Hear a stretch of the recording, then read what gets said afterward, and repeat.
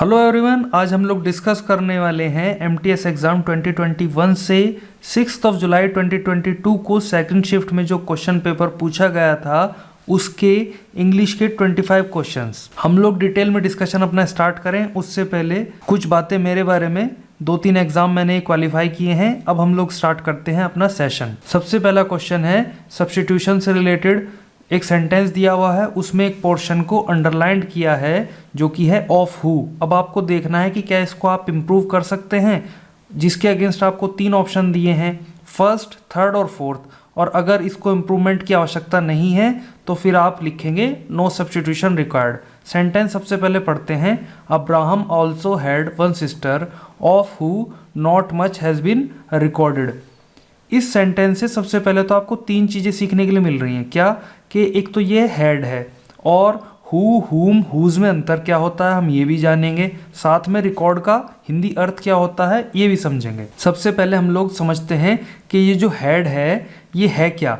एक तो हैड आपने पढ़ा होगा पास्ट परफेक्ट टेंस में, ठीक है, वहाँ हैड के साथ आप वर्ब की थर्ड फॉर्म का यूज़ करते हैं, जबकि ये जो हैड है ये हैव की सेकंड फॉर्म है। हैव जो कि पोजेशन दिखाता है। उस स्थिति में Abraham also had one sister का अर्थ हो जाएगा कि अब्राहम की एक बहन भी थी।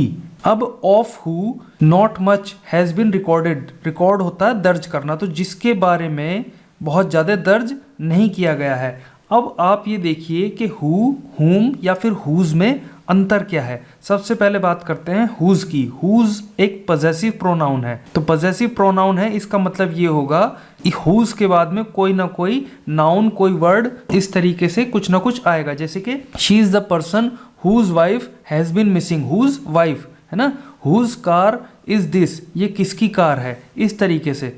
तो जो पोजेशन को दिखाएगा, जिस चीज़ के लिए पोजेशन को दिखाया जा रहा है, वो वर्ड भी हुज के बाद में यूज़ किया जाएगा। चलिए अब आते हैं हु और हुम में अंतर क्या है। हु जो है वो सब्जेक्टिव प्रोनाउन है। सब्जेक्ट वो होता है जो कर्ता बोला जाता है इसको हिंदी में, जो कि काम करे, जो कि who is the doer of the action, है ना, हु परफॉर्म्स द एक्शन। और जबकि ऑब्जेक्टिव प्रोनाउन है हुम। ऑब्जेक्टिव प्रोनाउन होते हैं जिसके लिए एक्शन किया जा रहा है, जिसके ऊपर एक्शन का प्रभाव होता है। ऑब्जेक्ट आप समझते हैं ना, सब्जेक्ट और ऑब्जेक्ट, क्रिया और कर्म। जैसे कि आप इस सेंटेंस को देखिए यहाँ पर कि अब्राहम की एक बहन भी थी जिसके बारे में, बहन के बारे में, बहन नहीं है तो लिखने वाला, रिकॉर्ड करने वाला कोई और है, और जबकि उसके बारे में वो है। ऑब्जेक्टिव प्रोनाउन का यूज होना चाहिए यहाँ पे ना, सब्जेक्टिव का यूज नहीं होगा। अगर यहाँ पे होता Abraham also had one sister who has been missing या हु हैड बीन मिसिंग, तो यहाँ ठीक रहता, हु चल जाता। लेकिन यहाँ पे ये ऑब्जेक्टिव प्रोनाउन का यूज़ होगा क्योंकि उसके बारे में बात की गई है, उसने नहीं की। जो ये अब्राहम की बहन है उसके बारे में बात की गई है। तो जो सही आंसर रहने वाला है वो रहेगा ऑफ हुम। Option first is the correct answer. Next है वन वर्ड सब्स्टिट्यूशन से रिलेटेड क्वेश्चन है। समवन हु अटैक्स चेरिज्ड आइडियाज और ट्रेडिशनल इंस्टीट्यूशंस। देखिए चेरिज्ड होता है संयोजित करना, दिल में बसा करके रखना, तो इसका अर्थ हो जाएगा ऐसा कोई जो अटैक करता है, हमला करता है चेरिश्ड आइडियाज़ और ट्रेडिशनल, जो कि परंपरागत संस्थाएं होती हैं, ठीक है, उनको, उनका तिरस्कार करता है, या फिर जो लोगों के दिल में संजोए हुए विचार होते हैं उनका तिरस्कार करता है। तो होगा क्या, ह्यूमैनिटेरियन, आइकोनोक्लास्ट, मिसंथ्रोप या फिर बिलीवर। ह्यूमैनिटेरियन होता है ह्यूमैनिटी से रिलेटेड, ह्यूमैनिटी होता है मानवता, तो जो मानवतावादी होते हैं वो होगा ह्यूमैनिटेरियन। इससे तो मतलब है नहीं, तो ये गलत हो जाएगा। आइकोनोक्लास्ट वही होते हैं जो कि कहा गया है, जो कि दूसरों के जो बिलीफ होते हैं और उनके जो आइडियाज़ रहते हैं उनका तिरस्कार करे, अपमान करे, वो होते हैं आइकोनोक्लास्ट। इसको आप अगर पढ़ेंगे कहीं तो ये मिल जाएगा समवन हु ब्रेक्स आइडल्स। तो जो मूर्तियों को, जैसे कि हमारा मूर्ति किसी एक पर्टिकुलर धर्म में चेरिश्ड आइडिया है, फिर ट्रेडिशनल इंस्टीट्यूशन है, तो उसको कोई तोड़ रहा है, उस पर हमला कर रहा है, तो वो आइकोनोक्लास्ट हो जाएगा। मिसंथ्रोप होता है समवन हु हेट्स मैनकाइंड, जिसको मानवता से या फिर किसी दूसरे मनुष्य से ईर्ष्या हो, नफरत हो, वो होगा मिसंथ्रोप। बिलीवर होता है विश्वास करने वाला। तो जो सही आंसर रहेगा इसका रहेगा ऑप्शन सेकंड। नेक्स्ट है 10 dash of their purpose the 3 knights tried another plan. Toil होता है खून बहुत ज़्यादा कड़ी मेहनत करना, फॉइल होता है to prevent an action from being successful, है ना, फ्रॉम सक्सीडिंग, सफल होने से किसी काम को प्लान को रोक देना, फेल असफल होना, इन्वॉल्व होता है शामिल होना। आप ये देखिए कि 10 dash of their purpose the 3 knights, knights होते हैं शूरवीर, जो तीनों शूरवीर हैं उन्होंने एक और प्लान का, एक और योजना में प्रयत्न किया। तभी तो प्रयत्न किया जबकि उनका जो पहला वाला प्लान है वो या तो फेल हुआ होगा या फॉइल्ड हुआ होगा। इन्वॉल्व या टॉयल में से तो नहीं आएगा। अब फेल्ड ऑफ नहीं आएगा, फेल्ड इन आएगा, फॉइल्ड ऑफ आएगा। तो जो सही आंसर रहने वाला है वो आएगा फॉइल्ड। आप लोगों को क्लियर हो गया ना ये क्यों आएगा फॉइल्ड? क्योंकि फेल्ड के साथ ऑफ नहीं आएगा। फेल्ड इन देयर पर्पस होता तो चल भी जाता, हम लोग सोच भी लेते, इसलिए ये गलत हो जाएगा। तो सही आंसर जो रहने वाला है वो है ऑप्शन 2। नेक्स्ट है इडियम दिया है एन आई वॉश। आई वॉश का मतलब होता है झूठे मूठे आंसू बहाना या फिर दिखावा करना। ऑप्शन है फर्स्ट इन राइटिंग, लिखित में, अवॉइड टॉकिंग, बात करने से परहेज करना, अवॉइड होता है बचना या परहेज करना। ए प्रिटेंस, प्रिटेंस वही होता है दिखावा करना, तो यही आंसर है आपका। और ऑप्शन 4 का भी मतलब जान लेते हैं, ए रेयर इवेंट, एक दुर्लभ कार्यक्रम। Option 3 is the correct answer. Next question है अपना एरर से रिलेटेड क्वेश्चन है। People sometimes ask me why carbon dioxide is important for the climate. लोग अक्सर या कभी कभार मुझसे पूछते हैं कि क्यों कार्बन डाइऑक्साइड क्लाइमेट है उसके लिए इम्पोर्टेंट है, जो जलवायु है उसके लिए इम्पोर्टेंट है। तो आपको आगे बहुत ज़्यादा इसमें सोचने की ज़रूरत नहीं है। पीपल होता है प्लूरल, और प्लूरल के साथ में वर्ब की फर्स्ट फॉर्म के साथ में आप एस का यूज़ नहीं करते, SEIS का ना, प्रेजेंट इंडेफिनिट में यही होता है। तो यहाँ गलती है, ये क्या होना चाहिए था, आस्क होना चाहिए था। तो सही आंसर जो है वो है ऑप्शन 4। नेक्स्ट है अपना, ये भी एरर से रिलेटेड है। A man tends to one of the horses. Tend होता है झुकाव होना। एक आदमी वन ऑफ द हॉर्सेज, घोड़ों में से एक होने का प्रयास करता है after its training at a stud farm. Stud farm kind of ऐसा ही जगह स्टड फार्म होती है जहाँ पे किसी पशु की ट्रेनिंग हो। अब यहाँ पे बात कर लेते हैं, जैसे कि हॉर्सेस की बात हो रही है तो जहाँ घोड़ों की ट्रेनिंग हो उसको स्टड फार्म बोला जाएगा। After its training at a stud farm, तो एक आदमी, एक व्यक्ति प्रयास करता है घोड़ों में से एक होने का after its training at stud farm. Stud farm में उसकी ट्रेनिंग होने के बाद। तो एक आदमी के सापेक्ष इन्होंने यहाँ पे यूज़ किया है इट्स का, जो कि नहीं होना चाहिए, यहाँ आना चाहिए था हिज। ये घोड़ों के लिए नहीं है इट्स, ये है आदमी के लिए। आफ्टर इट्स ट्रेनिंग है ना, सब्जेक्ट क्या है, ए मैन, तो उसी के लिए इन्होंने बात की है कि उसकी ट्रेनिंग के बाद वो प्रयास करता है या फिर महसूस करता है घोड़ों में से एक होने का। सही जो आंसर रहेगा वो रहेगा ऑप्शन फर्स्ट, यहाँ इट्स के स्थान पर आएगा हिज। नेक्स्ट है एंटोनिम बताना है किसका, अंडरलाइंड वर्ड का, courageous. We had hundreds of courageous scientist. तो करेजियस होता है निर्भीक, निडर, ठीक है, या फिर ब्रेव बोला जाता है। वेलिएंट होता है सिमिलर, ये भी साहसी होते हैं। डिफिडेंट होता है लैकिंग कॉन्फिडेंस, जिसमें कॉन्फिडेंस की कमी हो, आत्म संशय जिसको बोला जाता है। ओडाशियस होता है वही निर्भीक, निडर। और गट्सी होता है जिसमें गट्स हों। गट्स आप जानते हैं कि काइंड ऑफ यही है वेलिएंट, ऑडाशियस, ये सब सिमिलर मीनिंग है। ये और ये तीनों सिमिलर हैं। जो एंटोनिम रहेगा इसका वो रहेगा डिफिडेंट।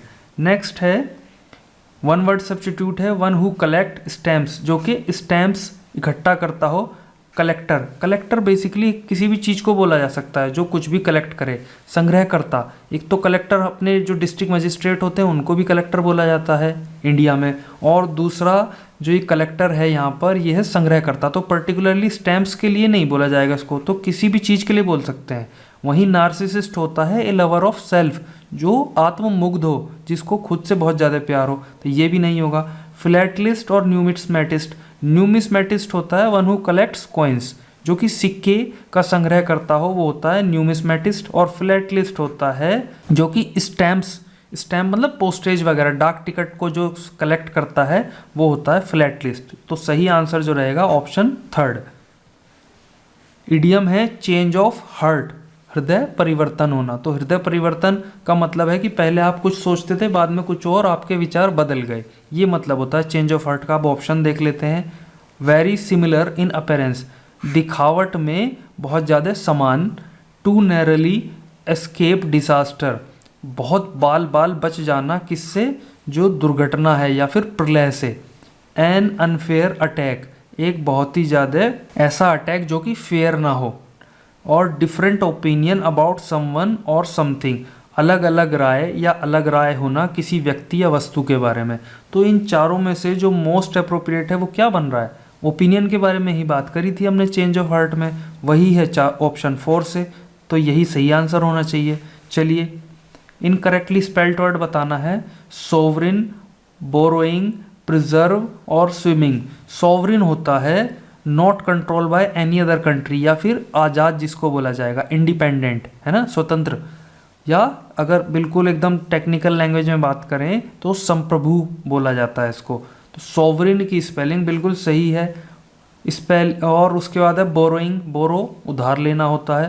प्रिजर्व होता है सुरक्षित रखना। स्विमिंग होता है तैरना। तो जो यहाँ पर गलत स्पेलिंग है वो है ये वाली। स्पेलिंग में एक रूल है, हालांकि उससे ज़्यादा एक्सेप्शन है जितना ज़्यादा वो रूल कामयाब है। रूल क्या है कि अगर किसी लेटर के आगे पीछे वोवल हैं, जैसे कि यहाँ पर है, ये भी वोवल ये भी वोवल, तो वो डबल में आएगा। यहाँ पर BORR डबल आर होना चाहिए। तो इसकी जो सही स्पेलिंग है वो है BORROWING। तो बोरोइंग हो जाएगा सही आंसर। नेक्स्ट है इम्प्रूवमेंट से रिलेटेड क्वेश्चन है। The snow storm, snow storm होता है बर्फीला तूफान। इन दैट रीजन, रीजन होता है क्षेत्र, उस क्षेत्र में जो बर्फीला तूफान है। Will effect thousand of travellers, जो हजारों यात्री हैं उनके ऊपर प्रभाव डालेगा। अब आप एक चीज़ समझ लीजिए, दो वर्ड होते हैं इफेक्ट और अफेक्ट। इफेक्ट जो है वो नाउन है और अफेक्ट है वर्ब। इफेक्ट का मतलब होता है प्रभाव, और जबकि अफेक्ट का मतलब होता है प्रभाव डालना। तो आप विल के साथ में नाउन का यूज़ करेंगे कि वर्ब का यूज़ करेंगे? ऑब्वियसली हम लोग वर्ब का यूज़ करने वाले हैं। तो यहाँ जो सही आंसर रहेगा वो रहेगा option 4, will affect thousands. Would affecting, would के साथ में आप वर्ब की फर्स्ट फॉर्म का यूज़ करते हैं केवल, है ना, ING फॉर्म का यूज़ नहीं करते। तो ये तो इसलिए गलत हो जाएगा। और हम लोगों ने इफेक्ट पढ़ ही लिया है कि गलत है, तो ऑप्शन 4 बचता है सही वाला, तो उसको ठीक मार्क कर देते हैं। अब देखते हैं आगे। इनकरेक्टली स्पेल्ड वर्ड देखना है इस सेंटेंस में। 50 people have been taken into police custody, 50 लोगों को पुलिस कस्टडी में लिया गया है। देखिए 50 की स्पेलिंग देखिए, यही होती है, बिल्कुल सही है।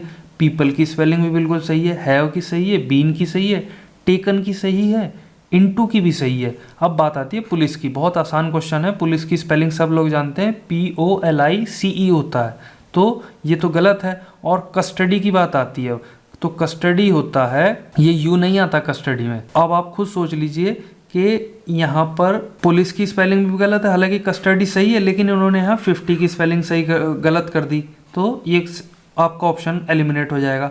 बाकी ये देखिए, यहाँ पुलिस भी सही है, कस्टडी भी सही है। आप चाहें तो इसको मार्क करके अपना आगे बढ़ सकते हैं, क्योंकि सही यही है। और आपके पास अगर समय है तो थर्ड और फोर्थ को भी एग्जामिन कर लीजिए। थर्ड में देख लीजिए, ये 50 की स्पेलिंग भी गलत है, और पुलिस की भी गलत है, और कस्टडी की भी गलत है। वहीं ऑप्शन 4 में 50 गलत, पुलिस गलत, और कस्टडी, पुलिस तो सही है, सॉरी, कस्टडी गलत है। तो आपका जो सही ऑप्शन रहने वाला है वो है ऑप्शन 2। सिनोनिम बताना है सेग्रीगेट का। सेग्रीगेट होता है छाट छाट कर अलग करना। आइसोलेट सिनोनिम हो सकता है, इसको अलग करना होता है। आइसोलेशन आप लोगों ने कोरोना के समय में बहुत पढ़ा होगा, तो आइसोलेशन होता है अलग करना। नलीफाई होता है नल एंड वॉइड, निरस्त कर देना। सबमर्ज होता है जलमग्न, पानी में डुबा देना। इंटीग्रेट होता है एक साथ जोड़ना। तो जो सही आंसर हम लोगों ने पढ़ लिया है वो है सेग्रीगेट का आइसोलेट। तो option 1 is the correct answer. Next है एंटोनिम बताना है सेगेशियस का। तो सेगेशियस होता है वाइज, बुद्धिमान, ठीक है। अब उसका एंटोनिम बताना है। इंटेलिजेंट तो इसका एंटोनिम नहीं होगा, सिनोनिम होगा। प्रोफाउंड होता है वेरी ग्रेट या फिर प्रबल जिसको बोला जाए। और डल होता है नॉट इंटरेस्टिंग, जिसमें मतलब बिल्कुल भी रुचि ना हो। तो सगेशियस हमने पढ़ा है कि होता है बुद्धिमान, और डल होता है जिसमें बिल्कुल भी भद्दा या फिर अरुचिकर, तो इसके जैसा ही मिलता जुलता। और कीन है उत्सुक। अब ये तीनों तो पॉजिटिव सेंस कन्वे कर रहे हैं, सब सगेशियस जैसी ही सेंस कन्वे कर रहे हैं तीनों, और इनके जो अपोजिट कर रहा है वो है डल। ये एक अच्छा तरीका है आपको सिनोनिम और एंटोनिम अटेम्प्ट करने का, कि आप किसी प्रकार से ये एनालाइज कर लें कि इसमें से पॉजिटिव वर्ड कन्वे कौन सा कर रहा है और नेगेटिव वर्ड, तो आपके लिए बहुत अच्छा हो जाता है। जैसे कि इंटेलिजेंट भी पॉजिटिव, प्रोफाउंड भी पॉजिटिव, कीन भी पॉजिटिव, डल नेगेटिव है, तो यही हमारा आंसर होगा, क्योंकि हमको बताना है एक पॉजिटिव वर्ड का एंटोनिम। पॉजिटिव का एंटोनिम क्या होगा? नेगेटिव। ऑप्शन थर्ड करेक्ट है। नेक्स्ट है, इन ऑल केसेस, सभी मामलों में, we have to dash the facts from various reports, जो अलग अलग रिपोर्ट हैं और डॉक्यूमेंट्स हैं उनसे हमको फैक्ट्स को करना पड़ेगा क्या? डिस्टिल। डिस्टिल होता है, मान लीजिए एक प्रक्रिया है डिस्टिलेशन, अब यहाँ तो वो होगा नहीं, तो इसका मतलब होता है छानना, है ना, छनाई करना। और रिपेल होता है दूर भेजना या फिर धकेल देना पीछे को, to push back. Stand still होता है बिल्कुल एकदम जड़ बन के खड़े हो जाना। और इंस्टिल होता है आत्मसात करना, या किसी चीज़ में वो चीज़ डाल देना, बैठा देना। अब आप खुद सोचिए कि हमको सभी मामलों में जो हमको क्या करना होगा, we have to distil the facts. हमको जो फैक्ट्स हैं, जो तथ्य हैं अलग अलग रिपोर्टों से और डॉक्यूमेंट से, वो सेग्रीगेट करने पड़ेंगे, छांटने पड़ेंगे हमको, या अलग करने पड़ेंगे। डिस्टिल होता है अलग करना। तो जो सही आंसर है और मोस्ट अप्रोप्रिएट है वो है ऑप्शन फर्स्ट। इंस्टिल इसलिए नहीं आएगा, ये होता है आत्मसात करना। यहाँ आत्मसात करने की या फिर किसी में कोई चीज़ बैठा देने की बात नहीं हो रही है। यहाँ पे वेरियस रिपोर्ट्स और डॉक्यूमेंट से फैक्ट को अलग होने की या फिर डिस्टिल छानने की बात हो रही है यहाँ पर। अब क्वेश्चन है ग्रामेटिकल एरर से related. Concern about rising pollution led to the formulation of various action plans. Concern होता है चिंता, अबाव ऊपर, राइजिंग पोल्यूशन मतलब जो बढ़ता हुआ प्रदूषण है, लेड होता है ले जाना, लीड की सेकंड फॉर्म पास्ट इंडेफिनिट में है, टू द फॉर्मुलेशन होता है बनाना, ठीक है, ऑफ वेरियस जो भिन्न भिन्न एक्शन प्लान हैं उनका बनने की ओर, उनको बनाने का की ओर ले जा रहा है। कौन? जो चिंताएं हैं या जो चिंता है किसके ऊपर? बढ़ते हुए पोल्यूशन के ऊपर। सो अब आपको देखना है कि कहाँ एरर हो सकती है। देखिए, आप एरर डिटेक्ट करें उससे पहले आप एक चीज़ देखिए कि concern above rising pollution, concern over हो सकता है, कंसर्न अबाउट हो सकता है, ठीक है, लेकिन अबव नहीं हो सकता। क्यों? क्योंकि अब मैं इसके मीनिंग आपको बताता हूँ होता क्या है अबव का मतलब। सबसे पहले अबव होता है एक प्रीपोजिशन, एडजेक्टिव हो सकता है या फिर कोई एडवर्ब हो सकता है। सबसे पहला जो मतलब है वो है इन अ हायर प्लेस, उच्चतर स्थान में या फिर ऊपर की तरफ। कैसे? The people in the flat above, जो ऊपर का फ्लैट है उसमें रहने वाले जो लोग हैं या वहाँ के लोग, make a lot of noise, बहुत ज़्यादा शोर मचाते हैं। The coffee is in the cupboard above the sink, जो सिंक के ऊपर कबर्ड है उसमें कॉफ़ी है। तो ये क्या बता रहे हैं? उच्चतर स्थान में, हायर प्लेस को डिनोट करता है यहाँ पे अबव। दूसरा क्या है? In an earlier part of something return. कैसे? Contact me at above address, the address above, मतलब मेरे को जो ऊपर लिखा हुआ है उस एड्रेस पे आप संपर्क करिए, तो इसका अपोजिट हो जाएगा बिलो। तीसरा क्या है? More than a number, amount और या फिर प्राइस एट्सेट्रा। इन सब चीज़ों में ऐसे कन्वे करने के लिए किसी चीज़ से अधिक, एक्स्ट्रा को या फिर मोर देन को रिप्रेजेंट करने के लिए आप अबव करेंगे। चिल्ड्रन एज्ड 11 एंड अबव, जो बच्चे हैं 11 साल या उससे ज़्यादा उम्र के। यू मस्ट गेट अबव 50%, आपको 50% से ज़्यादा पाने चाहिए to pass the exam, exam pass करने के लिए। अबव एवरेज टेम्परेचर्स, ठीक है, तो इसका अपोजिट भी बिलो हो जाएगा। चौथा है with a higher position in an organisation, जैसे कि the person above me is the department manager.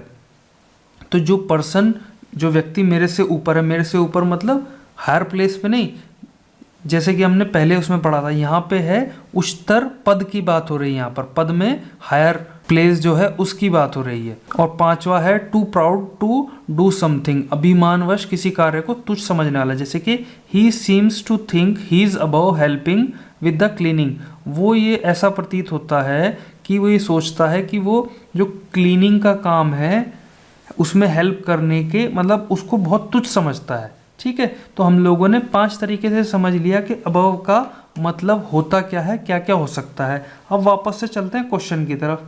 Question कहता है कि सेंटेंस दिया हुआ है कंसर्न अबव, तो यहाँ पे हायर प्लेस में तो कहीं बात नहीं हो रही है, कंसर्न ओवर हो सकता है, ऊपर, ऊपर की सेंस में या बारे में, अबाउट, तो ओवर अबव यहाँ पर गलत है, तो सही जो आंसर रहने वाला है वो रहेगा ऑप्शन 4।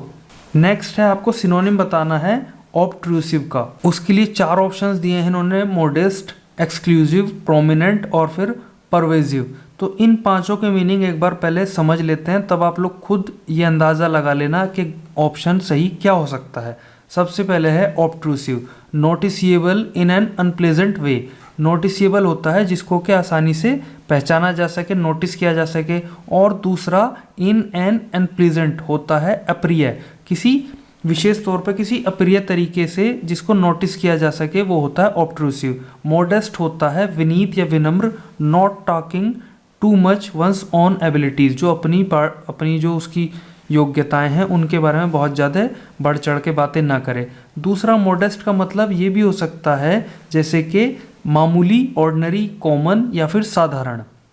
तीसरा एक्सक्लूसिव आप जानते ही हैं, जो किसी पर्टिकुलर आदमी या फिर ग्रुप के लिए लिमिटेड हो उसको एक्सक्लूसिव बोला जाता है। प्रोमिनेंट प्रसिद्ध होता है, इसका मतलब भी होता है नोटिसिएबल, जिसको आसानी से पहचाना जा सके। प्रसिद्ध जैसे कि प्रोमिनेंट प्लेस है, कोई प्रसिद्ध स्थान है तो उसको आप आसानी से नोटिस कर सकते हैं ना, या कोई व्यक्ति है, प्रोमिनेंट पर्सन है, तो उसको भी आप आसानी से नोटिस कर सकते हैं। तो इसका आंसर जो रहेगा वो रहेगा ऑप्शन 4, सॉरी ऑप्शन 3 रहेगा प्रोमिनेंट। और ऑप्शन 4 को भी समझ लेते हैं, परवेसिव होता है present in all parts of something, सर्वव्यापी जिसको बोला जाता है, जैसे कि ईश्वर जो हैं वो इस ब्रह्मांड में, इस यूनिवर्स में, या फिर अगर उससे भी कुछ बड़ा है तो वहाँ पर सर्वव्यापी हैं। सो जो सही आंसर है वो है ऑप्शन 3। नेक्स्ट है अब हमारा इम्प्रूवमेंट से रिलेटेड क्वेश्चन है, please consult a doctor before you take any medicine. कृपया डॉक्टर से सलाह लें, परामर्श लें, क्या करने से पहले, कोई भी दवाई लेने से पहले। तो ये इस तरह के सेंटेंस होते हैं इम्पेरेटिव सेंटेंस, और ये फर्स्ट फॉर्म से ही स्टार्ट होते हैं, वर्ब की फर्स्ट फॉर्म से स्टार्ट होते हैं। तो जो ये यहाँ पर कंसल्ट है वो बिल्कुल सही है, आपको किसी भी चेंज की इसमें रिक्वायरमेंट नहीं है। तो जो सही ऑप्शन रहेगा वो रहेगा no improvement required. Next question है, एंटोनिम बताना है हार्मनी का। हार्मनी होता है सौहार्द, ठीक है। अब सौहार्द क्या होता है, मित्रता पूर्वक जहाँ माहौल हो ना, अच्छा सा एकदम फ्रेंडली माहौल हो, उसको बोला जाता है हार्मनी। तो इसका एंटोनिम बताना है, पीस हो सकता है, गुडविल हो सकता है, ट्रैंक्विलिटी होता है, या फिर डिस्कॉर्ड। देखिए तीनों का, पीस का मतलब शांति, गुडविल होता है कोई अच्छी भावना, और ट्रैंक्विलिटी होता है शांति, तीनों का पॉजिटिव मीनिंग है। डिस्कॉर्ड है लड़ाई झगड़ा, तो ये नेगेटिव है। आपको बताना है हार्मनी जो कि एक पॉजिटिव वर्ड है, उसका एंटोनिम तो रहेगा ऑप्शन 4। अगला है one word substitute, one who hates mankind. हम पहले ही एक अपने क्वेश्चन में पढ़ चुके हैं कि वन हु हेट्स मैनकाइंड, या फिर जो किसी आदमी मनुष्य से नफरत करे, घृणा करे, ईर्ष्या रखे, उसको क्या बोलते हैं, ये आपको बताना है। अब अपना जो भी आप आंसर समझते हैं होना चाहिए कमेंट में, लेकिन हम लोग ये जो 4 वर्ड दिए हैं पहले इनका मतलब भी समझ लेते हैं, तब आप मुझे बता देना कि क्या इसका आंसर होना चाहिए। देखिए मलेवोलेंट होता है having a desire to harm others, जो दूसरों को नुकसान पहुंचाने की जिसकी इच्छा हो। मिसंथ्रोप होता है हेटर ऑफ मैनकाइंड। अल्ट्रुइस्ट होता है परोपकारी।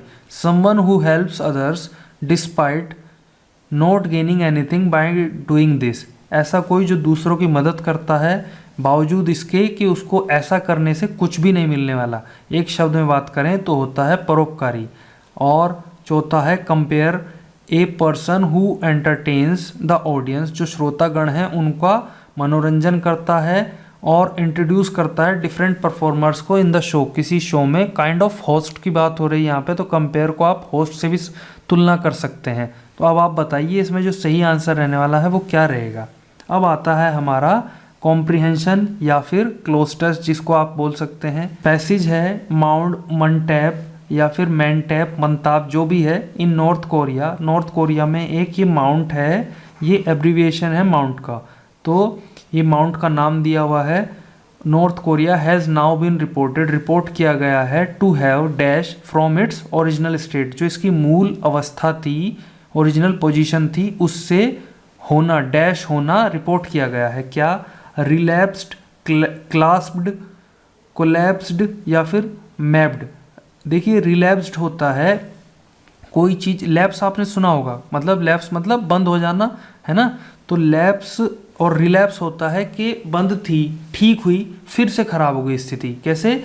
To become worse again after improvement, सुधार होने के बाद दोबारा से स्थिति खराब हो जाना, तो वो रिलैप्स्ड हो जाएगा। क्लैस्प्ड होता है किसी को जो है टू होल्ड समथिंग या समवन वेरी टाइटली, बहुत कस के पकड़ लेना, वो होता है क्लैस्प्ड। और कोलैप्स होता है ढह जाना। मैप आप समझते हैं किसी की मैपिंग करना। तो आप बताइए कि माउंट मंताप जो है नॉर्थ कोरिया में, वो रिपोर्ट किया गया है to have dash from its original state after an underground nuclear test was carried out under it. किसके बाद? जबकि एक अंडरग्राउंड भूमिगत जो परमाणु परीक्षण है वो कैरिड आउट होता है, किया जाना, या फिर टू एग्जीक्यूट। तो जब परमाणु परीक्षण एग्जीक्यूट किया गया इसके अंदर, तो उसके बाद से क्या हुआ, क्या हो सकता है, आप खुद सोचिए। क्या यहाँ पर रिलैप्स्ड हो सकता है कि पहले उसकी स्थिति ठीक थी, फिर खराब हुई, फिर ठीक हुई, फिर खराब हो गई? ऐसा तो कुछ नहीं होता दिखाई दे रहा। क्लैस्प होता है बिल्कुल एकदम टाइट पकड़ना, और कोलैप्स होता है ढह जाना। तो ढाई होगा वो, और तो क्या हो सकता है। तो जो मोस्ट अप्रोप्रिएट है इन चारों में से वो है collapsed. To reported to have collapsed from its original state, उसकी जो मूल अवस्था थी उससे ढह गया। अच्छा, अंडर इट एट जो भी है ये पुंगीरी न्यूक्लियर टेस्ट साइट, ये किसी न्यूक्लियर परमाणु परीक्षण स्थल का नाम है। ऑन सितंबर 3, 2017, 3 सितंबर को जो ये पुंगीरी नाम की न्यूक्लियर टेस्ट साइट है, इस पे जो भूमिगत परमाणु परीक्षण हुआ था, उसके बाद जो माउंट मंताप है नॉर्थ कोरिया में, वो रिपोर्ट किया गया है टू हैव कोलैप्स्ड, ढह गया है। अब an international team of scientist, जो वैज्ञानिकों की एक अंतर्राष्ट्रीय टीम है, उसने डैश किया है ए स्पेशल सैटेलाइट, एक विशेष satellite radar imaging called synthetic aperture radar. ये एक सैटेलाइट रडार जो कि इमेजिंग का काम करती है, जिसका नाम है सिंथेटिक एपरेचर रडार। उसका क्या किया है, अब देखिए। फ्रेम्ड, रिड्यूस्ड, यूज्ड या फिर अर्ज्ड। फ्रेम होता है काइंड ऑफ किसी को फंसाना, कि उसने उसको फ्रेम कर दिया, वहाँ पे उसने कोई गलती नहीं थी और जब नहीं उसको वहाँ पे फ्रेम कर दिया गया। रिड्यूस होता है किसी से जो है अर्थ निकालना, मतलब निकालना। यूज्ड होता है यूज़ करना, अर्ज होता है विनती करना। तो जो साइंटिस्ट की टीम है एक इंटरनेशनल, उसने एक यूज़ किया सैटेलाइट रडार इमेजिंग, एक विशेष सैटेलाइट रडार इमेजिंग, जिसको के सिंथेटिक एपरेचर रडार कहा गया है ना। एंड सीस्मिक होता है रिलेटेड टू अर्थक्वेक या फिर भूकंपीय। Recording to study the effects of the blast, के उन्होंने क्या किया कि सीस्मिक रिकॉर्डिंग को इस भी उन्होंने जो है यूज़ किया to study the effect of blast, जो ब्लास्ट हुआ था परमाणु परीक्षण के बाद में, उसके प्रभावों को पढ़ने के लिए, अध्ययन करने के लिए। विच डैश आ 5.2 मैग्नीट्यूड अर्थक्वेक, जिसने नेग्लेक्ट किया, कॉज किया, लॉस्ट किया या फिर ऑल्टर। ऑल्टर होता है परिवर्तित करना, नेग्लेक्ट होता है इग्नोर कर देना, कॉज कारण बनना, लॉस्ट खो देना। तो आप खुद सोचिए इसमें क्या होना चाहिए। विच कॉज्ड अ 5.2 मैग्नीट्यूड अर्थक्वेक होना चाहिए कि नहीं होना चाहिए, जो कि कारण बना। कॉज मतलब कारण बनना, जो कि कारण बना एक 5.2 तीव्रता वाले भूकंप का। The surface of the mountain was pushed dash by almost 11 feet. जो माउंटेन की सतह है वो पुश की हो गई, क्या कितनी पुश हो गई? By almost 11 feet. और पुश के साथ आपको देखना है आउटवर्ड, बाहर की तरफ, कन्फाइंड मतलब घेरा बना लेना, कन्फाइंड होता है किसी को कैद कर लेना, वेवर्ड होता है डिफिकल्ट टू कंट्रोल, अलाइन होता है किसी का अलाइनमेंट कर देना, एकदम समरेखीय कर देना। तो आप सोचिए कि भैया परमाणु परीक्षण हुआ, उससे जो कोलैप्स हो गया और बाकी सब चीज़ें हो गई, तो जो सरफेस ऑफ माउंटेन है वो पुश हो जाएगी, कन्फाइंड, आउटवर्ड्स, वेवर्ड या अलाइन। अलाइन तो नहीं होगी क्योंकि ढहाने वाने की बात हो रही है, कन्फाइंड का कोई मतलब बनता नहीं है, वेवर्ड है डिफ़िकल्ट टू कंट्रोल, उसकी भी कोई सेंस नहीं बनती है। तो जो सही और मोस्ट अप्रोप्रिएट होगा वो होगा आउटवर्ड्स, बाहर की तरफ। एंड देन कोलैप्स्ड, और फिर कोलैप्स हो गया, leaving the mountain about 20 inches dash shorter, greater, different या फिर प्रॉपर। देखिए डिफरेंट और प्रॉपर का तो कोई सेंस बनता नहीं है, और शॉर्टर और ग्रेटर में से शॉर्टर आना चाहिए कि नहीं आना चाहिए? क्यों? क्योंकि यहाँ पर कोलैप्स हो रहा है और फिर शेप चेंज हो रही है ना? तो शेप चेंज में कोई बढ़ेगा नहीं, ढह गया तो शॉर्ट ही होगा ना वो। मान लीजिए कोई पहाड़ है वो ढह गया तो शॉर्ट ही होगा, ऐसा तो है नहीं वो बढ़ जाएगा। तो जो सही आंसर है वो है आपका ऑप्शन फर्स्ट। इसी के साथ हम लोगों ने अपने आज के भी 25 क्वेश्चंस को डिस्कस कर लिया है। आपको ये सेशन कैसा लगा? वीडियो को लाइक करें या फिर अनलाइक करें ताकि हमें पता चल सके कि आपको ये वीडियो कैसी लगी। साथ ही आप कोई सजेशन चाहते हैं तो वो भी कमेंट बॉक्स में बता सकते हैं। Thank you very much.